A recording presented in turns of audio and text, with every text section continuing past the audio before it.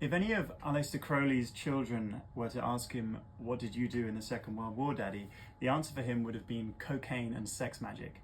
And we know this because he wrote this poem, Happy Dust, which was originally dedicated to a woman called Margot Cripps, who in the early years of the war he was engaging with long bouts of cocaine and sex magic. This is a typescript typed up by him with a few hand corrections of the poem Happy Dust.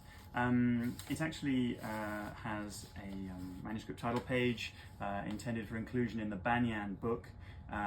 Book was never produced, but it has a little glimpse into what was going to be in it. Happy Dust, the poem, little essays towards truth, the three schools of magic, and the Tao Te Ching, so a kind of typical general esoteric grouping.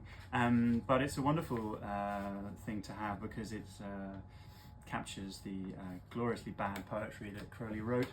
It starts a paean to cocaine as "Snow that fallest from heaven, to bear me aloft on thy wings to the domes of the star-girdled seven, the abode of ineffable things." And it goes on very much in that vein. Although it has a wonderful and rather rousing ending, which I like because the devotees of Crowley will recognise the last line. "I imagine impossible thought, metaphysical voids that beget ideas of intangible, wrought to the things less conceivable yet." It's rather tangled. "It may be, little I reck, but assume the existence of earth.